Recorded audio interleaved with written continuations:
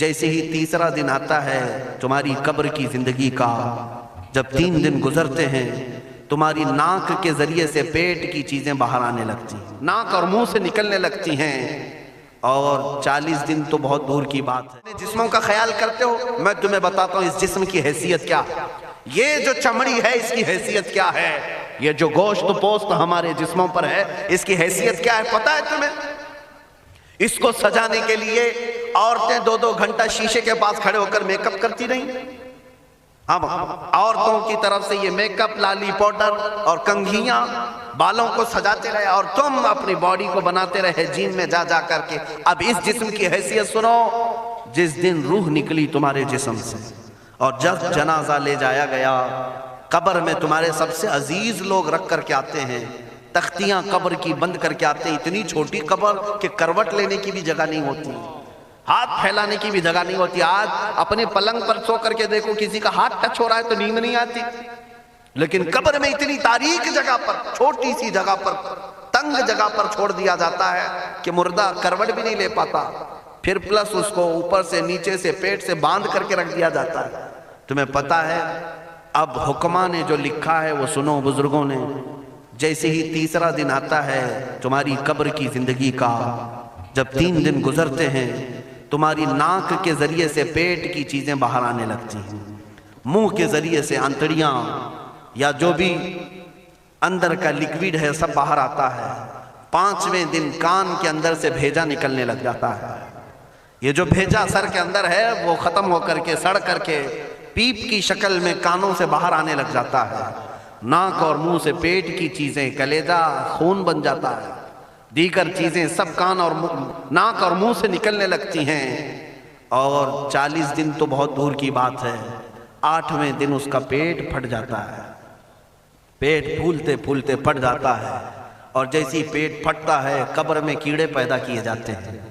تم 1000 کوشش کر لو لیکن وہ کیڑے اسی کے لیے پیدا ہی کیے جاتے ہیں، ان کی غذا ہے۔ وہ ناک سے نکلا ہوا گودا، منہ سے نکلا ہوا گودا کھانے کے لیے کیڑے جمع ہو جاتے ہیں، پورے جسم پر طاری ہو جاتے ہیں۔ پیٹ جب پھٹ جاتا ہے تو اتنی شدید تعفن والی بو آتی ہے کہ قبریں بند ہوتی ہیں، ورنہ کئی لوگ صرف بو سے بیمار ہو جاتے ہیں، کئی لوگ۔ اور یہی ہمارے جسم کی حیثیت ہے، یہی ہمارے جسم کی حقیقت ہے۔ اور چند دن گزر جاتے ہیں کہ اس کی آنکھوں کی پتلیاں لٹک کر کے باہر نکلتی ہیں، اس کی آنکھوں کی پتلیاں باہر آ جاتی ہیں اور گڑے پڑ جاتے ہیں۔ اب جو جسم کے اوپر موجود گوشت ہے اس کو چونٹیاں، مکوڑے اور کیڑے کھانے لگ جاتے ہیں، کھاتے کھاتے 2-3 مہینے کے اندر اس کو صرف اور صرف ڈھانچے کی شکل چھوڑ دی جاتی ہے، ہڈیاں باقی رکھی جاتی ہیں۔ جن بالوں میں تم کنگھیاں کرتے ہیں ان بالوں کی جڑوں میں پیپ پیدا کیا جاتا ہے، ہر بال کی جڑ پیپ بہاتی ہے۔ اور جن چہروں پر تم پاؤڈر لالی لگا کر کے اس کو سجایا کرتے آئینے میں کھڑے ہو کر، ان چہروں پر اللہ تبارک و تعالیٰ ایسی جھریاں پیدا کرتا ہے۔ یہ تو عام لوگوں کی بات، اور اگر گنہگار ہیں تو ان کے چہروں پر بچھو چھوڑ دیے جاتے ہیں، بچھو چھوڑ دیے جاتے ہیں۔ کئی لوگوں کی قبروں پر سانپ ان کی ناک کو ڈستے رہتے ہیں اور ان کا گودا پیتے رہتے ہیں۔ سانپوں کا عذاب، بچھوؤں کا عذاب، یا قبر کے عذاب کے ساتھ یہ جسم گلا دیا جاتا ہے، ہڈیوں کے سوا کچھ نہیں باقی رہتا۔ تم کیا سمجھتے ہو مرنے کے بعد احساس نہیں ہوگا؟ مرنے کے بعد ہر درد کا احساس دگنا کر دیا جائے گا۔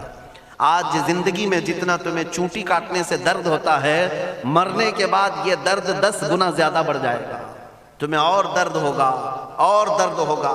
یہی جسم جو کیڑوں کی غذا بن گیا، کفن ختم ہو گیا، ہمارے جسم میں پیٹ کا گودا باہر آ گیا، آنکھوں سے کانوں سے ساری چیزیں لکوڈ ختم کر دی گئی، بھیجا کانوں سے بہہ کر کے نکل آیا، بچا کیا ہمارے پاس؟ جس جسم کو ہم سجاتے رہے، سنوارتے رہے، اس پر ہزاروں پیسے بہاتے رہے، یہ جسم 40 دن کے اندر کیڑوں کی غذا بن گیا، سب ختم ہو گیا۔ میرے عزیزو، ہر انسان کے جسم کے ساتھ قبر یہی کرتی ہے، قبر دباتی الگ ہے، کیڑوں کا عذاب الگ ہے، بچھوؤں کا عذاب الگ ہے، لیکن یہ سب کے لیے احکام نہیں۔ کچھ وہ بھی جنازے ہیں جب یہاں سے جاتے ہیں تو ہزاروں کی آنکھوں میں آنسو چھوڑ کر جاتے ہیں، ہزاروں کی دلوں کی دھڑکن بن کر کے جاتے ہیں۔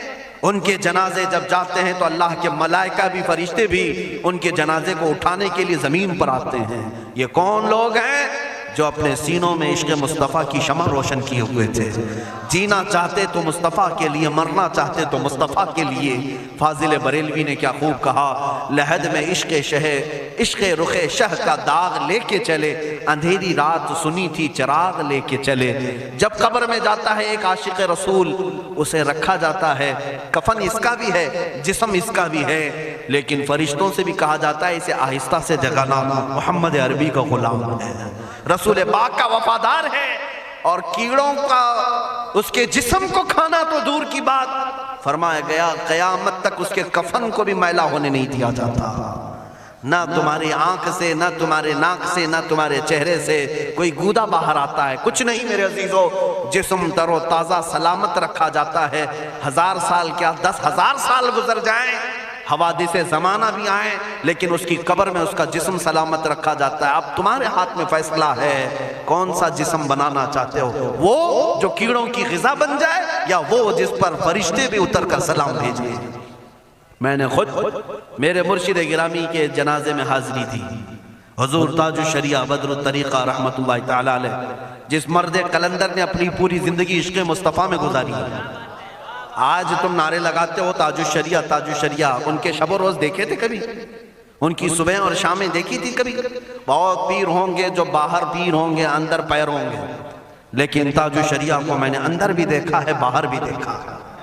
آنکھیں بند بھی ہوتی، آنکھوں سے اگر کوئی چیز نظر بھی نہیں آ رہی ہوتی، تب بھی اتنا خیال ہوتا کہ کہیں سطر تو نہ کھل گیا ہو، کہیں پائجامہ اوپر تو نہیں ہو گیا ہو. سونے کے حالت کی بات کر رہا ہوں، کوئی نہ ہو تب بھی یہ خیال باقی رہتا. کون سا ایسا دن گزرتا جب وہ دلائل الخیرات نہیں پڑھ رہے ہوتے، قصیدہ بردہ شریف نہ پڑھ رہے ہوتے. ہزاروں سفر کی مصروفیات کے باوجود حضور پاک کی محبت کے نغمات میں کوئی کمی نہیں آئی. لیکن میں آج آپ کو ایک بات بتا دوں، جب انتقال ہوا وہ جمعہ کی شام تھی، اور ہمارے مردوں کو 6 گھنٹے 10 گھنٹے میں ہم کو قبرستان سپرد کرنا پڑتا ہے. 12 گھنٹے رکھ دیں تب بھی فریج منگوانا پڑ جاتا ہے، اس کے بعد قبرستان کے حوالے کر دیں. میرے مرشد گرامی کے انتقال کے بعد 48 گھنٹے رکھے گئے تھے، 48 گھنٹے رکھے گئے، اور اس کے بعد جنازہ پاک کو غسل دے کر لایا گیا.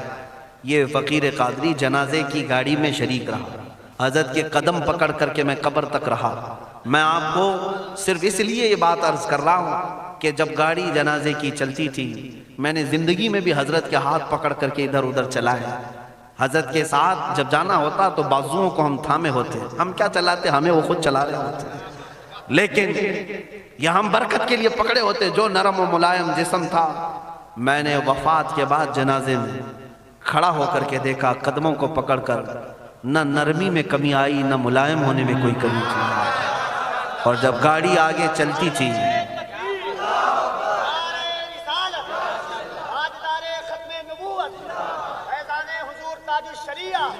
جب آپ گاڑی جنازہ جس پر رکھا ہوا تھا چلتی تھی، تو میرے عزیزو زندگی میں جس طرح جسم نرم ملائم تھا، میں نے دیکھا کہ گاڑی جب اس کے دھڑکے ہوتے تھے ادھر ادھر، تو پیٹ مبارک اور سینے مبارک ویسے ہی ہلتا تھا جیسے کسی زندے کا ہلتا. ہاتھ پر انگلی رکھے تو خون سرک جائے اور پھر اپنی جگہ پر آ جائے. یہ کوئی مبالغے کی بات نہیں کر رہا ہوں، یہ آنکھوں سے دیکھی ہوئی چیز ہے. اور قبر انور میں رکھنے کے بعد جب ان کے صاحبزادے اور داماد نکل کر کے آئے، تو تھوڑی دیر کے بعد ہم نے دیکھا کہ چہرہ خود بخود قبلے کی طرف تھا. ہم اپنے مردوں کو رکھواتے ہیں، لیکن اس عاشق رسول نے اپنا چہرہ پہلے سے قبلے کی طرف کر لیا. یہ کرامات کہیں یا زندگی کی حقیقت کہیں، حقیقی بات تو یہ ہے جو مصطفیٰ کی یاد میں جاتا ہے. اس نے کیا ہی خوب کہا شاعر کہ میرے جنازے پہ رونے والوں فریب میں ہو بغور دیکھو، میرے جنازے پہ رونے والوں فریب میں ہو بغور دیکھو، مرا نہیں ہوں غم نبی میں لباس ہستی بدل گیا.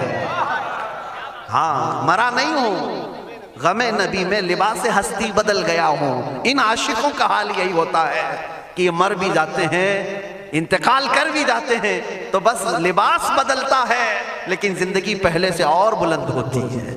عزیزان گرامی تمہیں اسی بات پر میں لانا چاہتا ہوں، کون سی زندگی گزارنا چاہو گے؟ کون سی زندگی؟ یا عیاشوں کی، یا نچنیوں کی، یا مجرا کرنے والوں کی، ان ظالموں کی جو جہنم کی طرف تمہیں لے جانے کے لیے تیار بیٹھے ہیں؟ چند دنوں کی عیاشی ہے، تم گانے گا کر اچھل کود کر کے اپنے نفس کو تو راضی کر سکتے ہو، لیکن رب ذوالجلال کی رضا کبھی نہیں لے سکتے۔ آج تم دنیا میں فلموں کی زندگی جی کر کے تھوڑی دیر کی خوشی تو حاصل کر سکتے ہو، لیکن قبر کی راحت کبھی نہیں لا سکتے، قبر کا سکون کبھی نہیں لا سکتے۔ قبر میں اگر سکون چاہیے تو صرف ہمارے سینوں کو ادھر حوالے کرنا ہوگا، مصطفیٰ کریم کے حوالے کرو۔ اب اپنی زندگی کو بدلنے کا وقت آ گیا۔ اے میرے عزیزو، ناموس رسالت کی حفاظت یہی ہے کہ حضور کے اخلاق کی پہلے حفاظت کی جائے، حضور کی سنتوں کی حفاظت کی جائے، حضور پاک کے نام پاک کی حفاظت کی جائے، ان کی تعلیمات، ان کے احادیث کی حفاظت کی جائے۔ جس طرح صحابہ کرام نے اپنی جانیں قربان کر کے حضور کی عزت کی حفاظت کی ہے، آج وقت آیا ہے ان ظالموں کی طرف نہ دیکھنا، یہ بھونک بھونک کر کے تمہیں جگا رہے ہیں، بیدار کر رہے ہیں۔ میں جواب دیتا رہوں گا انشاءاللہ، لیکن ساتھ میں ان حادثات کو اپنے لیے ایک الگ انداز سے دیکھتا ہوں۔ اگر کوئی کتا کوفے میں بیٹھ کر بھونکتا ہے اور میرے نبی پاک کی عظمت پر حملے کرتا ہے تو درد تو ہوتا ہے، لیکن ساتھ میں عقیدہ بھی تو ہمارا یہ ہے، رہے گا یوں ہی ان کا چرچا رہے گا، رہے گا یوں ہی ان کا چرچا رہے گا، پڑے خاک ہو جائیں جل جانے والے۔ یا رسول اللہ تو گھٹائے سے کسی کے نہ گھٹا ہے نہ گھٹے گا، جب بڑھائے تجھے اللہ تعالیٰ تیرا، مٹ گئے مٹتے ہیں مٹ جائیں گے آدھا تیرے، نہ مٹا ہے نہ مٹے گا کبھی چرچا تیرا۔ یہ کتے کتاب لکھ کر کے کہتے ہیں محمد عربی کا چرتر، ان کے اخلاق، ان کے کردار برے تھے، اور ایسی کوئی چیز نہیں ہے اسلام میں جس سے امپریس ہو کر اسلام قبول کیا جانا چاہیے۔ محمد صلی اللہ علیہ وسلم کے نام کو اسلام سے ہٹا دینا چاہیے۔ ان ظالموں کو میں جواب دینا چاہتا ہوں، اے مسلمانوں، یہ تمہیں جگانے کے لیے آ رہے ہیں، یہ تمہیں بیدار کرنا چاہ رہے ہیں۔ اب اٹھو اور یہ بتاؤ تم کہاں کہاں سے میرے نبی کو مٹاؤ گے، کہاں کہاں سے؟ ارے ہمارے گھروں میں بچوں کی ولادت بھی ہوتی ہے، کان میں اگر ہم اللہ کا نام لیتے ہیں تو ساتھ میں محمد کا بھی نام ہے۔ ہمارے بچے جس دن اس دنیا میں آتے ہیں، اذان ان کے کانوں میں دی جاتی ہے تو اللہ کے نام کے ساتھ محمد کا نام بھی آتا ہی ہے۔ ہماری اذانیں، ہمارے نماز کو بلانے والی آوازیں، تم کیا مٹا پاؤ گے محمد عربی کے نام کو؟ یہ ہزاروں نہیں کروڑوں اذانیں بار بار دن میں دے دے کر کے یہ بتاتی ہیں کہ تم واللہ محمد عربی صلی اللہ علیہ وسلم کا ذکر تم کبھی الگ نہیں کر سکو گے۔ ذکر خدا جو ان سے جدا چاہو نجدی ہو، واللہ ذکر حق نہیں کنجی سقر کی ہے۔ حضور پاک کا نام کہاں سے ہٹاؤ گے؟ اذانوں سے ہٹاؤ گے، اقامت سے ہٹاؤ گے، نمازوں سے ہٹاؤ گے؟ بلکہ اقبال نے کیا ہی خوب کہا تھا، دشت میں دامن کوہسار میں میدان میں ہے۔ کہاں ہے یہ نام؟ دشت میں دامن کوہسار میں میدان میں محمد ہے، بحر میں موج کی آغوش میں طوفان میں محمد ہے، چین کے شہر مراکش کے بیابان میں محمد ہے، اور پوشیدہ ہر مسلمان کے ایمان میں محمد ہے۔ میں نے یہ تبدیل کر کے اسی لیے پڑھا ہے کہ ہر جگہ محمد ہے۔ رسول پاک صلی اللہ علیہ وسلم کو تم کہاں سے ہٹاؤ گے؟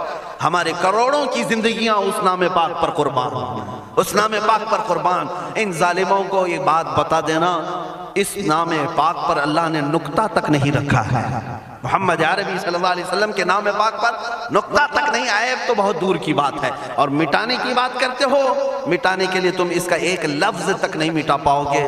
محمد عربی اس عظیم ہستی کا نام ہے جس کی جڑیں تحت الثری میں ہیں، جس کی شاخیں اوج ثریا پر ہیں۔ حضور پاک صلی اللہ علیہ وسلم کو اللہ نے رفعنا لک ذکرک کہہ کر کے بلند فرما دیا ہے۔ کسی کے گھٹانے سے حضور کا نام کبھی نہیں گھٹے گا۔